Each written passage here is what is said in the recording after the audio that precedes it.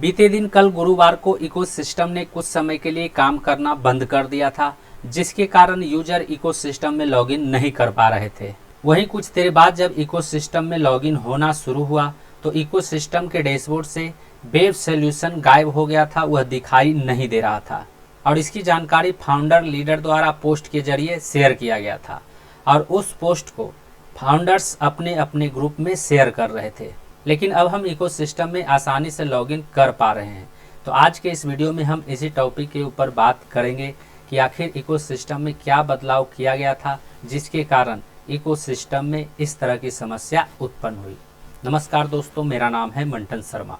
तो इसके बारे में सबसे पहले मैं आपको यह बताना चाहूँगा कि इससे संबंधित कल से व्हाट्सएप ग्रुप में मैसेज और पोस्ट को शेयर किया जा रहा है, जिसमें लिखा हुआ है फिलहाल इकोसिस्टम के सभी उत्पाद गायब हो चुके हैं, जुड़े रहिए, जल्द ही नया सामने आएगा, बूम बूम।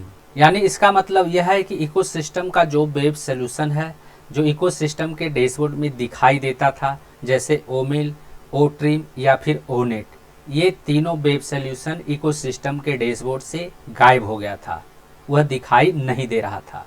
वहीं एक दूसरे पोस्ट में लिखा हुआ है अब तक हमें साइड में कुछ बदलाव मिले हैं, उनका मतलब यह है कि हम ओमेल और ओनेट और ओट्रिम नहीं देखते हैं, डैशबोर्ड में कोई ओमेल एआई नहीं है और लॉगिन करें, कुछ समय के लिए सब कुछ सही है, देखें कि हमारा पृष्ठभूमि का काम अच्छा चल रहा है, थोड़े धैर्य के साथ बने रहें, हमें जल्द ही अच्छे अपडेट मिलेंगे। मेरे प्रिय संस्थापकों, सभी को शुभकामनाएं।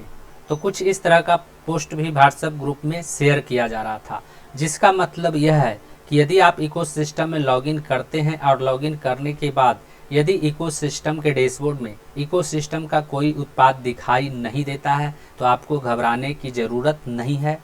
इकोसिस्टम में टेक्निकल टीम द्वारा काम चल रहा है, जिसके कारण इस तरह का समस्या उत्पन्न हो रहा है। वहीं जब इकोसिस्टम वापस आएगा और आप जब उसमें लॉगिन करेंगे तो सब कुछ पहले के जैसा हो जाएगा।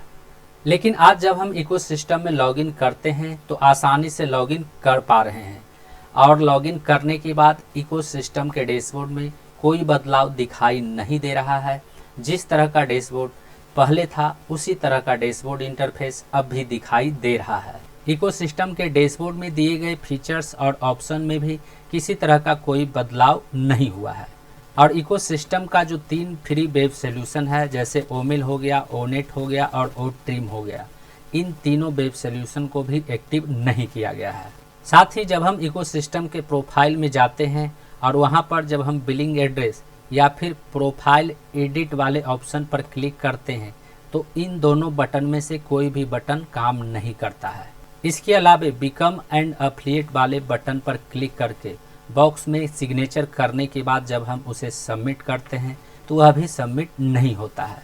यानी कुल मिलाकर हम यह कह सकते हैं कि इकोसिस्टम में अभी तक किसी तरह का कोई बदलाव नहीं हुआ है। इकोसिस्टम जिस तरह से पहले था उसी तरह से अब भी है।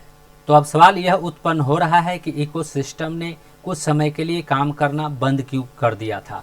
तो इसकी जानकारी आने वाले समय में हो सकता है कि शायद किसी फाउंडर लीडर के द्वारा या फिर सीईओ मिस्टर एस मुफारे के द्वारा दिया जाए। उम्मीद करता हूं इस वीडियो में दी गई जानकारी को आप अच्छी तरह से समझ गए होंगे।